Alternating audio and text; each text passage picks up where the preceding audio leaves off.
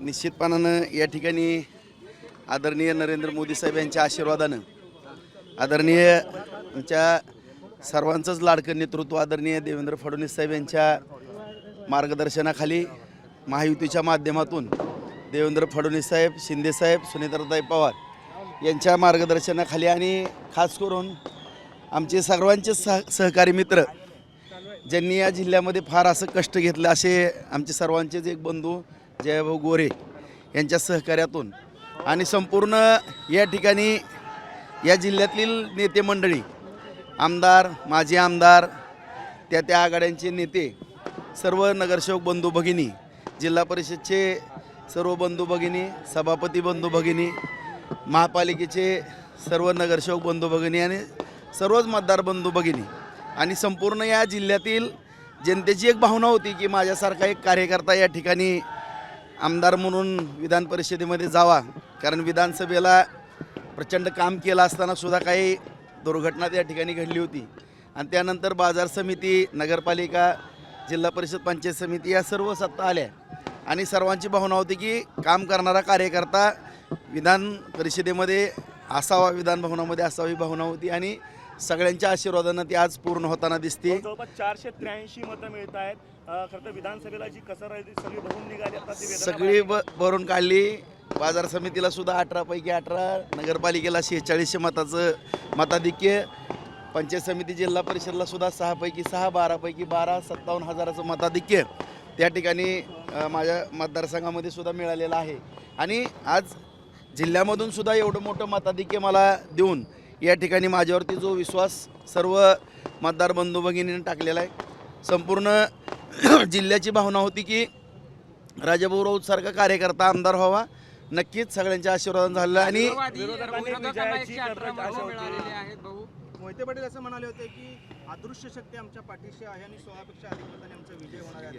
काय आता आपण सर्वांनी पाहिलं, आम्ही सुरुवातीपासूनच आदरणीय आमचे मित्र जयाभाऊ असतील, मी असेल, आमचे रामभाऊ, सगळेजण आम्ही सांगत होतो की तसा काही विषय नाही, कारण सगळ्यांबरोबरचे चांगले संबंध, सगळ्यांबरोबर आम्ही चांगल्या पद्धतीनं वागत होतो. त्यांच्या बाबतीत ही आज रामभाऊ जरी माझे या ठिकाणी सहकारी आहेत, त्यांच्यासमोर सुद्धा सांगतो की आदरणीय देवेंद्र फडणवीस साहेबांनी मला सूचना वेळेस केलेल्या होत्या की राजाभाऊ कुठल्याही पक्षाचा कार्यकर्ता असेल, नेता असेल, त्याच्याबरोबर तुम्ही सलोख्याचे संबंध ठेवा. कुणाच्याही दारात कधी जायची वेळ येईल सांगता येत नाही, ही निवडणूक आहे, राजकारण आहे. त्यांच्याबरोबरही गेल्या 1.5 महिन्यापर्यंत माझे संबंध चांगले होते, परंतु एवढा युगो आणि मुझे गिनो ही दुर्दैवाची बाब आहे.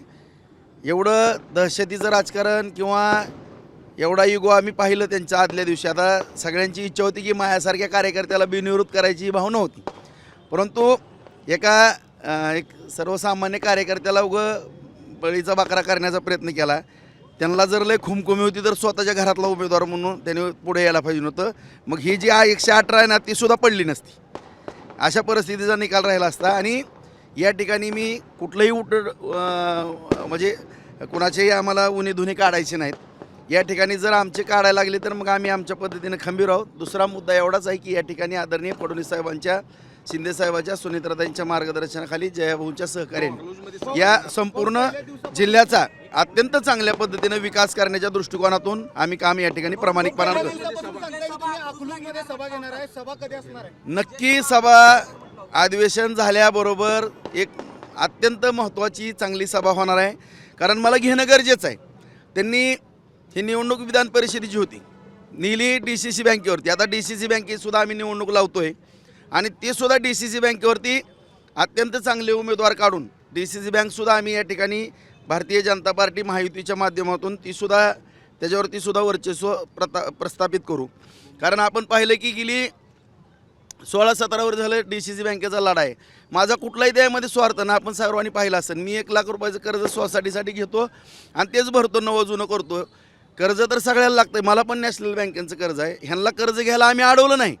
सहकार चळवळ जुन्या जाणत्या माणसांनी भरपूर काम केलेलं आहे, चांगली बँक चालवली होती. परंतु दुर्दैवानं ही मोठी टोळी त्या ठिकाणी घुसली आणि खास करून ही जे आम्हाला बोलतात ते तुम्ही पाहिलं असाल आता व्हॉट्सअप, फेसबुकवरती सुद्धा की ह्यांनी कशा पद्धतीने बँकेचा दुरुपयोग केला, काय केला आपल्या सगळ्याला माहिती आहे. आणि माझ्यावरती आरोप, मी काय केलं, शेतकऱ्याची बँक वाचवली, 2600 रुपयाच्या ठेवी झालेल्या होत्या त्या 6,500 कोटीपर्यंत नेले.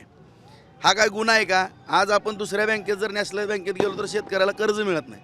आज आपल्या कुटुंबातली बँक असल्यासारखं आपण जिल्हा मध्यवर्ती बँकेकडे पाहतो. अत्यंत उत्कृष्ट अशी बँक करण्याचाही आम्ही प्रयत्न करू. त्याचबरोबर दूधसंघ जिल्हा दूधसंघ जो बंद पडलेला आहे, हीच मंडळी होती तिथं. तो दूधसंघसुद्धा आपण चांगल्या ताकदीने या ठिकाणी चालवण्याचा प्रयत्न करू, जेणेकरून तुम्हाला या ठिकाणी अत्यंत चांगल्या पद्धतीचा विकास या ठिकाणी आदरणीय फडणवीस साहेबांच्या, शिंदे साहेबांच्या, सुनेत्राताईंच्या, भाऊंच्या सहकार्यानं छानपैकी विकास, जसा बार्शीमध्ये आम्ही 5,000 कोटीचा निधी नेलेला आहे, त्याच पद्धतीनं सगळ्या वरिष्ठांच्या मार्गदर्शनाखाली जिल्ह्यामध्ये सुद्धा चांगल्या पद्धतीचं नियोजन केलं जाईल. आणि विशेष करून माळशिरस तालुक्यामध्ये सुद्धा जी काही कित्ता गिरवला जातो, कुठपर्यंत मर्यादा आहे त्यांची, काय आहे? एक आई त्यांना द्या होत्या म्हणून तुमचं कौतुक आहे. कुठली संस्था नीट ठेवली सांगा ना मला. प्रत्येक विकून खाल्ल्या संस्था सगळ्या. आणि हे सगळं आता तुम्ही म्हणता की मी काय राजकीय रागापोटी, अजिबात नाही. परंतु माझे व्हिडिओ व्हायरल करणे किंवा माझ्याबरोबर खोटे आरोप करणे, मला या ठिकाणी एवढंच सांगायचं, माझ्या जिल्ह्यातील तमाम जनतेला हात जोडून नम्रतेची विनंती आहे. मला कुठला डाग असलेला दाखवा तुम्ही. कुठल्या बँकेमध्ये 10 पैशाचं लपड आहे माझं, कुणाचा 1 रुपया बुडवला, कुठल्या बँकेमध्ये माझं NP आहे, कधी आयुष्यात 1 टाईम सेटलमेंट केली. माझा पण दूध संघ आहे, बाजार समिती आहे, 1 नंबरच्या संस्था आम्ही चालवतो. आज कृषी उत्पन्न बाजार समिती आहे, 21 कोटीची ठेव त्या ठिकाणी आहे. एवढी विकास कामं करून आज 50,000 एकर जमीन आम्ही बार्शीमध्ये वलिताखाली आणली, MIDC केली, कारखाने उभा केले, सगळे रस्ते जोडणारे सगळे केले, एवढं दळणवळणाची साधनं केली, जवळपास 37 साठवण तलाव केले. आज आणि भविष्यात आणि 50,000 एकर जमीन आम्ही वलिताखाली आणणार आहोत. 3 MIDC त्या ठिकाणी बार्शीमध्ये करतोय. असा चौतर्फा विकास आम्ही तालुक्यामध्ये करतोय. तीच पद्धत आम्ही जिल्ह्यामध्ये नक्की डीसीसी बँक आणि दूध संघ बुडवण्यामध्ये जी टोळी आहे, त्या टोळीतले अनेक सदस्य आपल्या सोबत आहेत. मुद्दा 2 बाबीचा आहे. आणखीन तुम्ही म्हणता की आमच्याबरोबर आले म्हणून समर्थन करतो, अशातला भाग नाही. मी त्या दिवशी सुद्धा सांगितलं. उदाहरणार्थ आता राजन मालक त्यांनी कधी कर्ज घेतलं 30-40 कोटी की लगी भरलेलं आहे. आता ह्यांना काय आपण दोष देणार आहेत का? एकदम क्लिअरमध्ये अकाउंट आहे. आता बबनदादा शिंदेंचं अकाउंट आहे, एकदम क्लिअरमध्ये आहे. संजय शिंदेनी, संजय मामाने पैसे भरले आहेत, दिलीप मालकांनी, जेवढे आमच्याबरोबर जयवंत भाऊनी कर्जच घेतलेलं नाही त्या ठिकाणी. परिचारक मालकांचा कर्जाचा विषयच येत नाही. फक्त कर्ज 2 ठिकाणी अडकलं, एक माळशिरस आणि दुसरं बार्शीमध्ये. आता 550-600 कोटी रुपये अकलूजला अडकल्यात त्या परिवाराकडं, आणि आमच्या इथले एक अडकल्यात 300-350 कोटी. अडकले कुठं मला सांगा ना. त्याच्यामुळं ही जी म्हणलं, आता गणपतराव आबांचे नातू, त्यांच्याकडे पण पैसे नाहीत काहीच. म्हणजे जे डायरेक्टर होते कुणाकडे पैसे आहेत मला सांगा. एवढा मोठा विजय झालेला आहे, विरोधकांना काय सल्ला द्या? मी एवढा सल्ला देईल की युग करू नका. आज जे काही राजेशाही थाट असतो असा राहिलेला नाही. ही लोकशाही आहे. डॉक्टर बाबासाहेब आंबेडकरांनी जी घटना लिहिलेली आहे की सर्वसामान्य कार्यकर्त्याला सुद्धा या ठिकाणी न्याय मिळतो. आज आम्ही जरी काय जुनं कुणाचं काही असलं तरी सगळ्याला जमिनीवरती येऊन काम करावं लागतंय. असं मी मंगल्यावरती बसन आणि मी कुठं तर हुकूम सोडल आणि माझ्या दारात सगळ्यांनी यावं, आज त्यांची भावना होती मी सुद्धा येऊन त्यांच्यासमोर हात जोडावे, बिनविरोध करायचं. तर म्हणले आम्हाला भेटला का, आम्हाला भेटल्यावर आम्ही बिनविरोध करू. अरे तुम्ही कोण लागून गेले तुम्हाला भेटायला? तुम्ही माणुसकीनं बोला ना आमच्याबरोबर. माणुसकीने बोललो तर आम्ही तुमच्याबरोबर माणुसकीनं वागू. उमराजे विरोधात होते, आज तुमच्या सोबत येत आहेत, त्यांचं कसं स्वागत करतात? दोन्ही दुग्ध शर्करा योग आहे, तुमचा विजय आणि ते तुमच्या सोबत येत आहेत. नक्कीच ह्या बाबतीमध्ये जे ऑपरेशन टायगर झालेलं आहे त्याचं आदरणीय फडणवीस साहेबांच्याच मार्गदर्शनाखाली झालेलं आहे, शिंदे साहेबांनी केलेलं आहे, सुनेत्राताई असतील, ही वरिष्ठ पातळीवरचे विषय आहेत. आता यानंतर आदरणीय फडणवीस साहेबांबरोबर आम्ही चर्चेला बसू. त्यांच्या काय सूचना आहेत त्याच्यावरती पुढची पावलं आमची असतील.